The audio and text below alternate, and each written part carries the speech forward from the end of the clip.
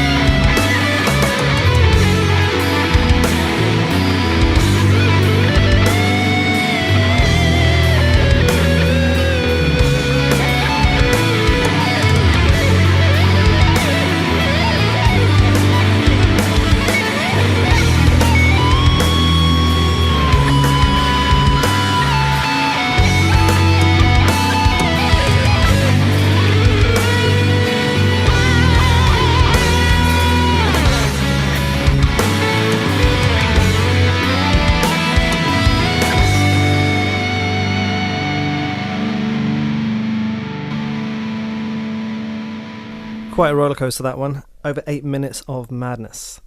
So the inspiration for this, I was thinking potential. This is talking about the spiritual potential of humanity. So if everyone puts aside the differences and some religious dogmas and we work together, how much more evolved could we be on a spiritual level and just as a species?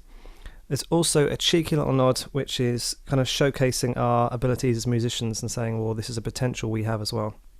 There's also a video up on YouTube called Epic Guitar Time. I don't know if you remember a YouTube channel called Epic Meal Time, where they make these crazy meals with like 60 burgers in, and they'd have calorie counters, so you'd see how many calories come in, how many grams of fat and protein, all these kind of things. So for a couple of the last minutes of the song where the guitars are just absolutely blitzing it, put this together and then did a playthrough video and then kept a track of how many notes and how many key changes and things, so that's quite fun if you can find that on YouTube. We never played this song live because it's really, really difficult to remember all the parts and to learn them all. But also, at 8 minutes long, that's quite a long chunk of a set for a younger band. If we were playing 30, 45 minutes for a set, 8 minutes of that for one song is quite a lot. It would have been extremely impressive to show it off, but you'd have to have the right audience, and if they're not going in for it, you've kind of wasted quite a big chunk of time. The name Indighost is a combination of two words. There's indigo and ghost. When I was writing this song, I was at guitar college, and it just left, and I was basically going through like a spiritual awakening and reading lots of books, like some David Icke books, quite interesting, like even all the lizard people, and then the theosophy books, so like books about the astral plane and astral meditation, astral projection, so that's when you meditate and then ideally project your consciousness out of your body into another dimension. That's quite interesting. I had lots of experiences about this kind of thing and was learning about all these cool things. So a lot of the imagery in the song is related to these spiritual things. So the intro starts off with this quite dark and gloomy riff, and originally I'd conceived this for the 1984 song Ever, but eventually went for something else and then used this, which grew into this epic monster of a song. First chords are B minor, E minor, G, and then C sharp minor 7 flat 5, which is an unusual one, and especially an unusual one to end a chord progression on, but I wanted to give quite a dissonant, awkward feel to start with.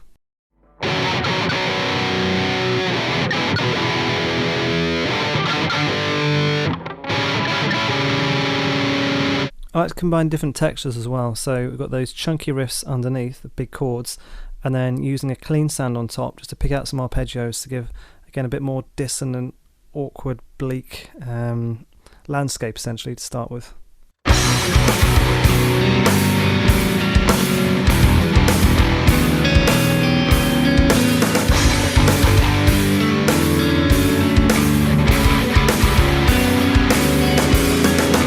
So that part of the song is set around a count of 6 instead of the usual 4, which gives the bars a little bit more breadth and makes it sound a little bit bigger.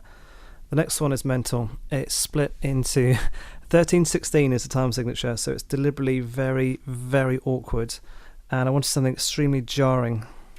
Even if you use very odd groups of numbers, by adding them together, eventually they'll create around a whole number, and the pulse will feel like something has come back again, like a structure. So two options you can use is either just keep it going, and then eventually 2 odds will make an even, or you can put an even number on the end of it, just to give a little kick so everything finishes properly and then starts again. So what I did with this, had bars of 13 in a count and then a 14 at the end, just to round things off and then give it like a sense of completion, at least for that small chunk.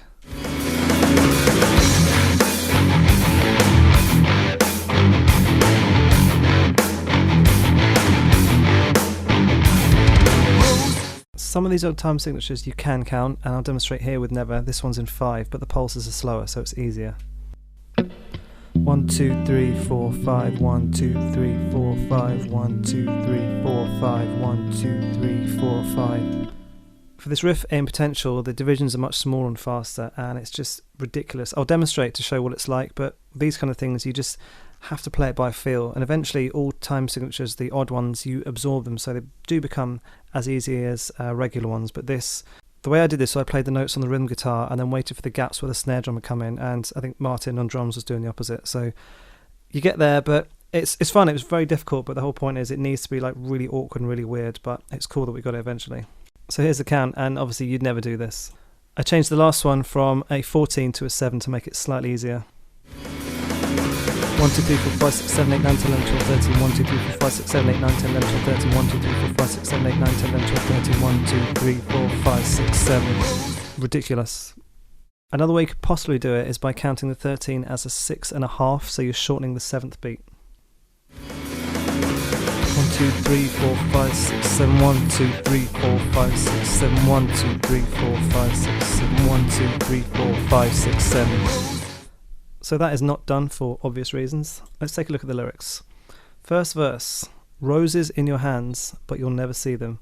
So this is a reference to chakras, because you have the main ones down the centre of your body, but there are also other ones on the palm of your hands, on your feet, and other joints of the body. The chakras and the energy system are similar to the ley lines around the planet.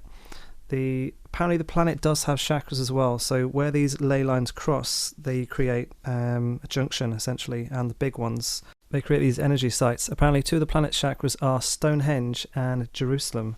Interesting, Jerusalem is the heart, and that's why a lot of people have been fighting over it, even if they don't quite know why. Apparently the civilizations and nations that have held Jerusalem have been very powerful in the past. I was also reading that countries have their own chakras as well, although it's no way to verify this. Apparently when Princess Diana died, the UK, the heart chakra of the country, or maybe that was a collective thing, opened up, because British people can be very not emotionally repressed, but stiff upper lip and less quick to express their emotions, unless of course they're drunk. Every one of us is a king with a crown. Well, the top chakra is called the crown chakra. I think the crown, the shape of it, does represent the crown chakra, so it's like the rays of energy coming out from the top of the head. Secrets of us all, astral vision will reveal. So again, if you're able to perceive these energy forms, you can see these things.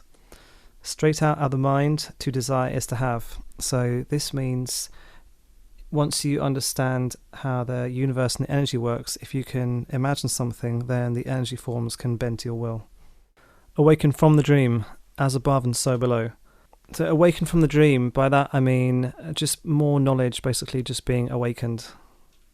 As above and so below. So ancient civilizations, including the Egyptians, looked up at the stars and saw that as perfection and then tried to model it. I'll talk about sacred geometry in another episode, but they look at the ratios of things like distances between the stars and then think, well, that's the perfect and divine ratio, and then design layouts for buildings and streets and things in those ratios to make them hopefully as perfect as things up in the heavens. Every level here, the outside mirrors that within. So every level, meaning on every single dimension, the outer world is a reflection of your inner world, like your thoughts, your energies, all your desires, everything there is influencing things around you. In the deep dive on Never, I mentioned that even though that is an odd time signature, the vocal melody was quite simple, the rhythm of the words. So for this one, I just went all out. I was like, right, it's got to be cool. It doesn't matter if it's impossible to play. And it wasn't possible for me to play to start with. So I got this extremely angular, disjointed riff, and then I just had the vocals floating over the top. So I thought, what would be the best is if you maybe had a separate guitar player and a singer.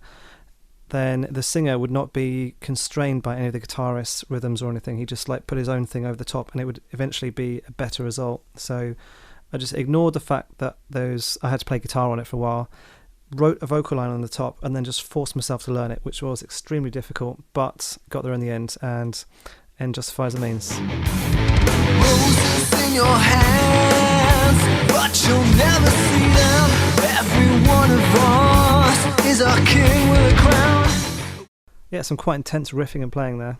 So for the next section, I wanted to open this up and give a bit more movement, like a machine's coming to life. Then next set of lyrics. The picture's broken into 1,000 pieces, so take off the blindfold and put it back together. So here I'm talking about how spiritual knowledge has been lost and suppressed over the years. So take off the blindfold and put it back together. So look around, find all these bits of information from many different sources, and then you're putting back together this picture of how things are. And the riff behind this, a bit more grinding, but it's got more movement, a bit more momentum. Within, the picture's broken into 1,000 pieces. Take off the blindfold and put it back together. So the chorus now has a completely different feel. It opens out a lot more space, and this is referencing astral projection. So this is when, if you can get it right, or if you believe this can be done, you meditate down, and so then your energy spirit form can detach from the physical body, and then you shift your awareness from the physical dimension into the astral dimension, And this is safe to do because you're still connected to the body by the silver thread. When this is severed, death occurs. Maybe this is where the Grim Reaper myth comes from. I read quite a lot of books on how to do this and got some meditation tapes, and either it's true or you're just imagining it, but it was a very interesting experience to do this. Some methods for literally getting out of your body would be to meditate, and then you keep very still, so then you're switching awareness more into your energy rather than your body, and hoping your body starts to go to sleep a little bit. And then one source said you'll feel sort of tingling, and then eventually this energy will come, it will build, and it feels like your whole body's made of lemonade, and then you just start to drift off. One source said when you're meditating down, try and just roll out of your body like you're just rolling out of the bed. Other places said that it's like you're falling backwards. So in the lyrics I've got energy surge, arise as if in a dream, and another theory is that when you sleep, you do actually astral project into the dream world, the astral plane. Fall through a black curtain and into the light. Another source said, yeah, it's like falling backwards out of your body, and there's an initial blackness, and then you see everything in light. Other sources said that this doesn't exist, it's all just hallucination, but it's a cool idea, and yeah, lots of people have got into it. I was part of some forums and message boards ages ago, and to test this, what some people would do would say, they'd message each other on the message board and then say, right, I'm going to meet you in the astral plane at this time, or they'd coordinate time physically, and then try to meet people, but you wouldn't have seen what they were like in person. So if you can then meet them in this meditation area, the astral plane, and then check, oh yeah, so I met some guy and he was there with dreads and a red hat, and like, oh yeah, and you touch the lizard and it takes you to this place. It was an interesting way to possibly verify what would be a shared experience, and it'd be hard to explain how you could have communicated in another way. Time for a quick ad. Do you like free money? Who doesn't? Sign up today for a free Crypto.com debit card, and you and I get $25 each. Also, you get between 1 and 8% cashback in crypto. Link in the show notes. Going to get a little bit technical here, but I did say it's going to be a deep dive, and this does explain some of the thoughts behind the process. So a normal major scale here in E sounds like this. If you change one of those notes, it becomes a Lydian scale.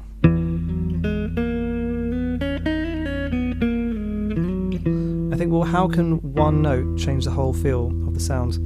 Well, it does because it alters the chords later on in the sequence. So from here, you get this kind of sound. It's lifted, it's got a bit of suspense. Some people call this, or refer to it as that slightly sparkly, shimmery kind of feel. So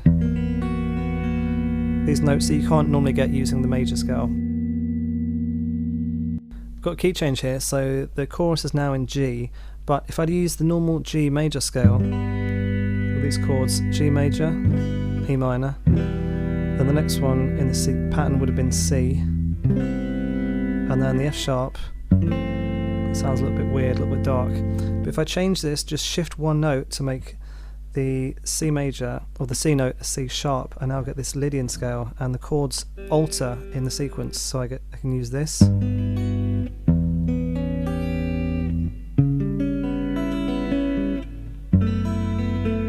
So the pattern changes, so I can now have a G major, an E minor 6, which has a slightly drifty sound, and then this dark C sharp minor 7 flat 5, shimmers a bit, and then the F sharp sus, minor sus, again got a shimmery sound, so these notes wouldn't normally be available in the previous scale, but just by shifting one thing, it makes the whole thing shimmer and sparkle a bit more.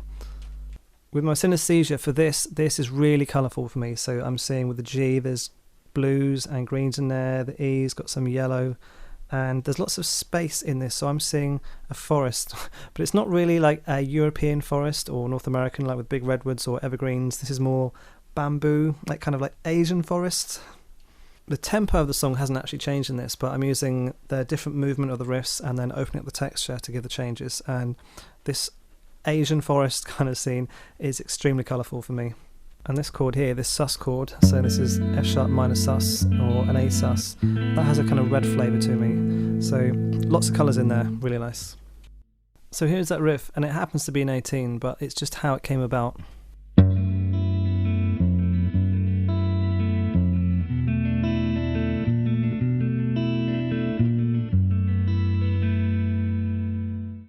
Now I could have written it straight and the chord would have sounded nice, but the rhythm wasn't too interesting to me. So straight would have been like this.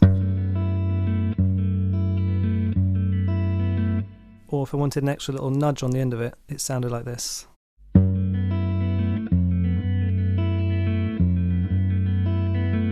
So from the autumnal colours of that riff, we're now into the concrete grey of D minor. The rhythm section's got a bit more kick now, and the flavour I'm using is what's known as the Dorian scale. A normal D minor scale has this standard, quite dark, sad sound, which is fine, it works a lot. It's a very recognisable sound in pop and rock music. But if I want to sound a bit more soft and jazzy, we'll change the B flat to a B, and it gives that slightly softer, more drifty feel. Here it is on the track.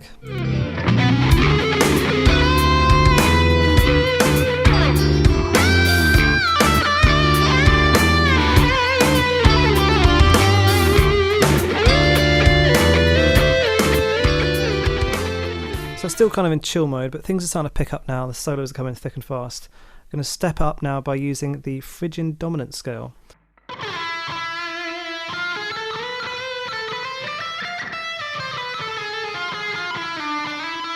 So to my British ears, that sounds quite exotic and interesting. And it's often used in heavy metal as well. It's got quite a cool sound. So the intent of the next section is to really like ramp things up. We're going to get quite aggressive and like really dig into the soloing. But first we need to transition into that section. And is there a way that we can do that and show off at the same time? Yes, there is. So this transition was built around a legato exercise that was given to me by my guitar teacher. Legato generally means smooth and broad, and in guitar playing it's a specific technique where you try and sound as smooth as possible without using the pick. So picking sounds like this, using the plectrum, and legato sounds like this. And because you're only using one hand for this legato technique, you can do two of them at the same time. So what we did was we'd have one person do one, second person does the second one, and then first person does part number 3, second person does part number 4 as well. So we've got, it sounds like 4 guitars playing just to really show off. I can hear this build up before it kicks into the next groove. These little guitar lines look to me like lots of rows of dots.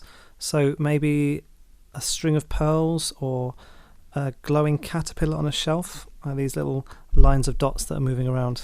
Also sounds like little bugs or things crawling around. I wanted this weird flashy transition and the next section to just slam in like a train. The riff's really stabby and aggressive, and I wanted the solo to be really swaggering. This is also one of my favourite solos. It's got some really cool lines in it, but it's very difficult, and especially the run at the end. I had to practice that quite a lot.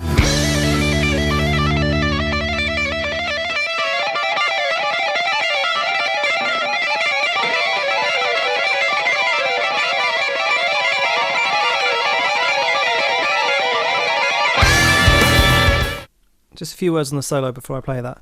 The transition, sounding mad, all these notes, and then the solo comes in, bam, like a train. But I really wanted to take my time building it up. I wanted to swagger, really wrench the notes and use a whammy bar, like, wow, get all these like big crazy sounds on, and then take my time building it, because it's got a lot of confidence, and if you jump in straight away, it loses a bit of impact. You haven't really got anywhere to go. And I also knew the next couple of minutes of the song are going to be absolutely mental. So taking the time, building it up, and then at the end there's this lick which is really difficult to play but sounds really crazy, just because I wanted just the effect rather than the actual notes itself. I hope you agree that this solo is pretty badass.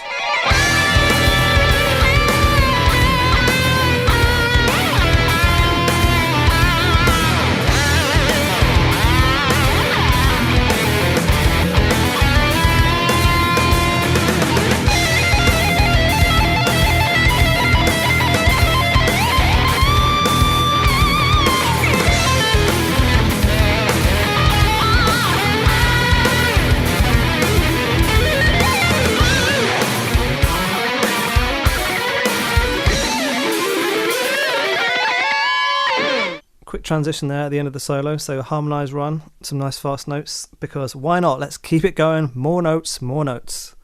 Starting to just throw the kitchen sink at all this, but I like to feel that all the harmonies are very well worked out, and the sections, even though they're quite different and don't seem to be jammed together, it seems to flow.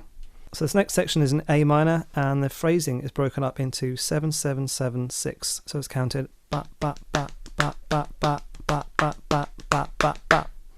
These are some of my favourite harmonies in the song. It just sounds cool. There's 3 guitar parts in this section, and one of them goes up the octave later on. I wanted a web of sound kind of effects like the harmonies in the middle of Burn.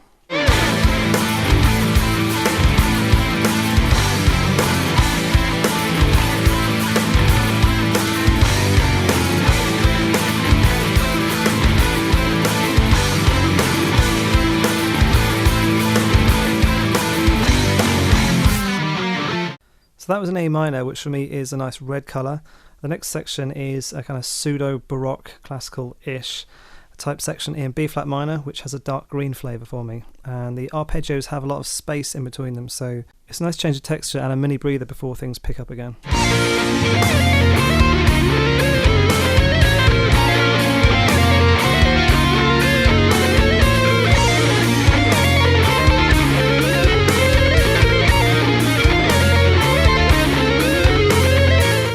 Now picking things up, the next section is in B minor, which is a slightly lighter green for me than the B flat, and these twin harmonies were very difficult to play. This section and the next one was so difficult to play that I had to practice so much that my technique, to my ears, was noticeably improved from the early parts of the song, so I had to go back and re-record early parts of the song to make it in line sonically with the rest of it. This part accelerates as well, so it makes it even more difficult to play.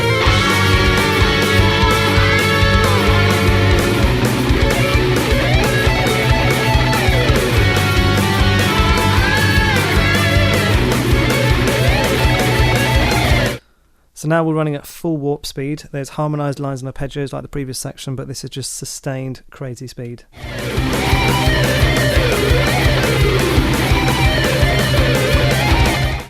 Another key change, taking it up to E flat minor now. And by this stage, you can't even really hear what the notes are, what the scales are, but that's kind of the point. I just wanted to have this kind of bloop, bloop, bloop sound. Although when I was recording, I did play all the notes precisely. This is madness, but time and a place. It does sound maybe like you're being chased by shrieking demons.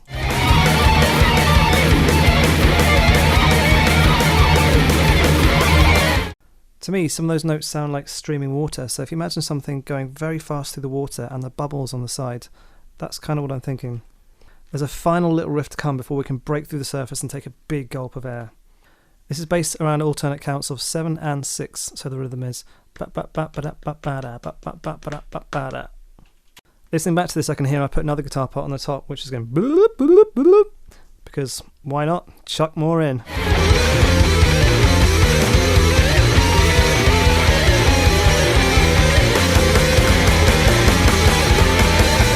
And breathe. Back into a chorus and some more guitar lines going on in the background. Some excellent drumming by Martin on the end of that and just the whole way through the track. Especially that last bit, we're just bringing in more and more on the part to make it a bit busier so you can hear that the next section's coming.